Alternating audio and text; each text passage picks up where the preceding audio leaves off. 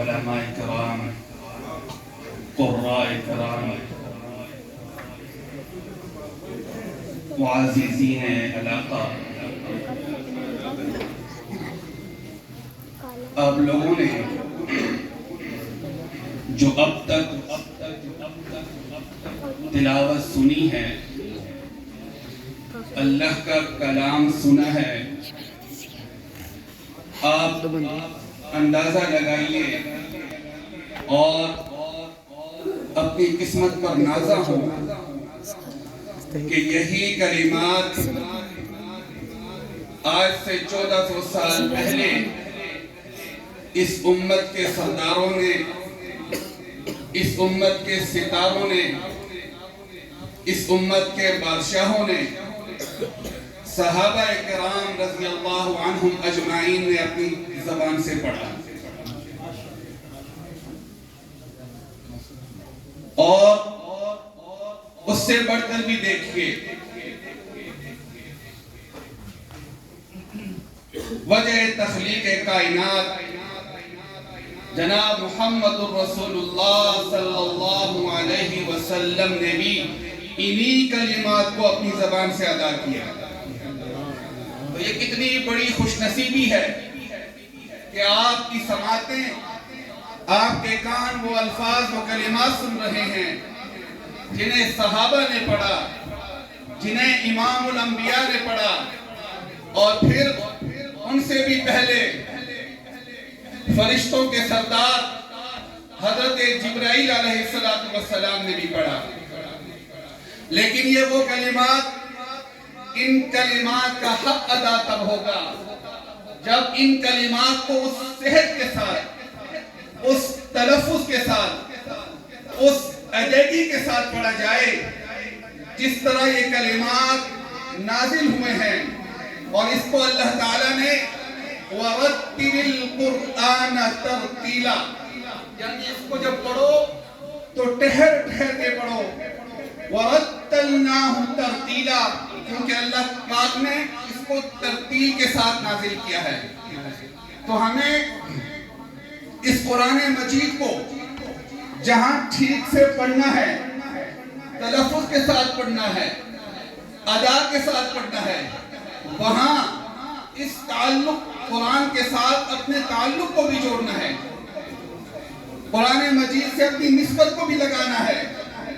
دیکھیے نبی اکرم صلی اللہ علیہ وسلم کے پردہ فرما جانے کے بعد کیا وہ یہ چیز تھی کہ صحابہ نے پوری دنیا پر راج کیا، اور ایسا راج کیا اگر زمین پہ کوڑا مارا تو زمین ہلنے سے رک گئی، اگر آگ کی طرف اپنا رومال لہرایا تو آگ واپس چلی گئی، اگر جنگل کو حکم دیا تو درندوں نے جنگل کو خالی کر دیا، اگر سمندر کو حکم دیا تو سمندر نے پیالہ بار پھینک دیا. اور کیا کیا صحابہ نے؟ قرآن مجید کے ساتھ اپنے تعلق کو جوڑا، اپنی نسبت کو جوڑا. پھر ایسا وقت بھی آیا کہ لوگ مدینہ میں اپنی زکوٰۃ لے کے پھرتے تھے اور کوئی زکوٰۃ دینے والا نہیں ملتا تھا. قرآن مجید آیا ہی اس لیے ہے کہ یہ آپ کو اندھیروں سے نکال کر روشنی کی طرف لے کے آئے، آپ کو پستی سے اٹھا کر بلندی کی طرف لے کے جائے. آج قرآن مجید کو ہم نے پسے پش ڈال دیا ہے. ہماری تنزلی اور تنگستی کی وجہ یہ ہے کہ ہم نے قرآن مجید سے اعراض کیا ہے. ہم نے جیسے دوائی کو بچوں کے پاؤں سے دور رکھا ہے، اسی طرح ہم نے قرآن مجید کو بڑوں اور بچوں سے دور رکھا ہے.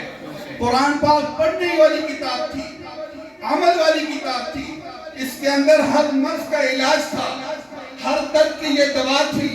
لیکن آج ہمارا کیونکہ تعلق قرآن کے ساتھ نہیں ہے، اسی لیے ہم پستی کی طرف جا رہے ہیں، تنزلی کی طرف جا رہے ہیں، تفرقہ بازی کی طرف جا رہے ہیں. قرآن مجید کے ساتھ اپنا تعلق جوڑیں گے. اور میری بات سنیں، حدیث کے اندر آتا ہے، دیکھیے آپ لوگوں کو کچھ کو قرآن کی سمجھ آ رہی ہے، کچھ کو قرآن کی سمجھ نہیں آ رہی، کسی کو معنی آتا ہے، کسی کو معنی نہیں آتا. لیکن قربان جاؤں، حدیث کے اندر آتا ہے کہ جس شخص نے ایک آیت بھی غور سے سنی قرآن کی، یہ آیت اس کے لیے کل جنت کو نور ہوگا۔ تو جہاں پاک قرآن پاک پڑھنا ثواب ہے، وہاں قرآن پاک سننا بھی ثواب ہے۔ دیکھیے قرآن آپ کی دنیا تو بناتا ہی بناتا ہے۔ رسول اللہ صلی اللہ علیہ وسلم نے فرمایا کہ وہ دل بڑا ویران ہے جس کے اندر قرآن مجید کا کوئی حصہ محفوظ نہیں ہے۔ اور آپ صلی اللہ علیہ وسلم نے فرمایا قرآن مجید کو پڑھا کرو، قرآن مجید کی تلاوت کیا کرو، اس لیے کل یہ تمہارا سفارشی ہوگا۔ آج آپ اپنے ساتھ کسی بڑے اور تگڑے سفارشی کو لے کے جائیں تو آپ کو کتنا یقین ہوتا ہے کہ اس کی سفارش میرے حق میں قبول ہوگی اور میرا کام ہو جائے گا۔ لوگوں بتاؤ، جب اللہ کا قرآن تمہاری سفارش کرے گا، اللہ تمہاری بخشش کرے گا یا نہیں کرے گا؟ حدیث کے اندر آتا ہے صرف 2 صورتوں پہ عمل کرنے والا، صرف 2 صورتوں کو پڑھنے والا کل اللہ کی اس کی سفارش کو بھی قبول فرمائیں گے قرآن کی۔ وہ کون سی صورتیں ہیں؟ سورہ بقرہ اور سورہ آل عمران۔ کل جب قیامت کا دن ہوگا، نفسا نفسی کا عالم ہوگا، ہر ایک کو اپنی پڑھی ہوئی ہوگی۔ ایسا شخص جو سورہ البقرہ اور سورہ آل عمران کی تلاوت کرتا ہوگا، پرندے آئیں گے اور اس کے اوپر سایہ کر دیں گے، پھر ان پرندوں کے اوپر بادل آئیں گے اور سایہ کر دیں گے، اور پھر وہ قرآن مجید اللہ کے دربار میں سفارش کرے گا، اللہ یہ مجھے پڑھنے والا تھا، اللہ یہ مجھے سمجھنے والا تھا، اللہ یہ مجھ پر عمل کرنے والا تھا، یا اللہ میں آپ کے دربار میں سفارش کرتا ہوں، اس کی بخشش کر دیجئے، اور اللہ پاک بخشش فرما دیں گے۔ آخری بات دیکھیں، ہم مسلمانوں کا یہ عقیدہ ہے کہ عذاب قبر ہے۔ ہر مسلمان سے خطائیں ہوتی ہیں، گناہ ہوتے ہیں۔ انسان جب مر جائے گا اور قبر میں رکھا جائے گا تو عذاب قبر پاؤں کی طرف سے آئے گا، تو پاؤں کہیں گے اللہ کے دربار میں، یا اللہ یہ پاؤں تو مسجد کی طرف چل کر جانے والے تھے، یہ خیر کے کاموں کی طرف چلنے والے تھے، اللہ اسے پاؤں کی طرف سے عذاب نہ دیجئے، باقی آپ کی مرضی۔ اللہ کہیں گے ٹھیک ہے، عذاب قبر کو کہیں گے پاؤں چھوڑ دے، درمیان میں آ جائے۔ آدمی جب سیدھا لیٹا ہوتا ہے تو درمیان میں ہاتھ ہوتے ہیں، ہاتھ کی طرف آئے گا عذاب قبر، تو پھر ہاتھ کہیں گے یا اللہ اس ہاتھوں سے اس نے صدقہ دیا ہے، اس کاموں سے اس نے نیک کام کی ہیں، اللہ ان ہاتھوں کی طرف سے اس کو عذاب نہ دے، کہیں اور سے دے۔ پھر یہ عذاب قبر آئے گا آپ کے منہ کی طرف، جب آپ کی منہ کی طرف آئے گا تو وہاں رکاوٹ بنے گی آپ کی تلاوت، آپ کا قرآن، اور کہے گا اللہ جہاں لوگ غیبت کرتے تھے، چغلی کرتے تھے، کینہ کرتے تھے، تفرقہ بازی کرتے تھے، یہ اللہ کا بندہ مجھے پڑھتا تھا، میرے پر عمل کرتا تھا، مجھے سوار کے پڑھتا تھا، اللہ اس کو عذاب نہ دے۔ تو اللہ کہیں گے پھر بتا کیا کروں؟ کہتے ہیں اس پورے کے پورے کو بخش دے۔ کہیے سبحان اللہ۔ یہ ہے قرآن، اور یہ ہے قرآن کی طاقت۔ تو مجھے امید ہے انشاءاللہ العزیز، دیکھیں آپ میں سے کوئی اس علاقے کا معزز آدمی ہوگا تو سب لوگ اس کے بارے میں کہیں گے یہ بڑا اچھا آدمی ہے، یہ بڑا نیک آدمی ہے، یہ لوگوں کے بہت کام کرنے والا آدمی ہے، یہ بہت خیر والا آدمی ہے۔ آئیے آپ کو وہ شخص نہ بتاؤں جسے رسول اللہ صلی اللہ علیہ وسلم کہتے ہیں کہ یہ میری امت کا سب سے بہترین شخص ہے، تو وہ کون ہے؟ قرآن کو پڑھنے والا اور قرآن کو پڑھانے والا۔ اچھا اس کے اندر ہماری عوام یہ سمجھتی ہے کہ بھی ساری موجیں حافظوں کی ہیں، ساری موجیں قاریوں کی ہیں، ساری موجیں علماء کی ہیں۔ حدیث کے اندر آتا ہے کہ ایک شخص قرآن کے ساتھ محبت کرتا ہے، قرآن کو پڑھنے کی کوشش کرتا ہے، جہاں قاری کو ایک لفظ میں 10 نیکیاں ملتی ہیں، وہاں عام آدمی کو کیونکہ اس کو پڑھنے میں مشقت ہے، دقت ہے، اس کو 30 گنا نیکیاں ملتی ہیں۔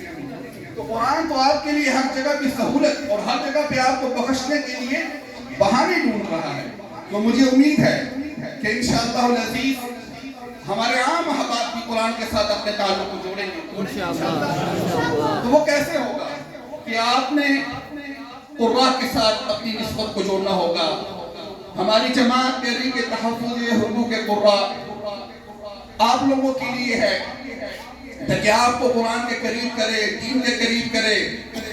آپ اپنے مساجد کے اندر جائیں, ان قراء سے قرآن پاک سیکھیں, سمجھیں. اور اسی طرح ہماری جو جماعت ہے کہ یہاں پر عوامی لوگ بیٹھے ہیں, اس لیے میں نے جماعت کا تذکرہ نہیں کیا, ایسی باتیں کی جہاں آپ کو فائدہ ہو.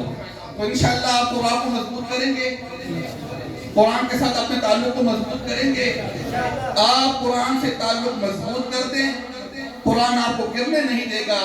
انشاءاللہ یہ آپ کو بلندیوں پہ لے جائے گا, اور انشاءاللہ آپ کے بخشش کا ذریعہ بھی بنے گا, آپ کا سفارشی بھی بنے گا.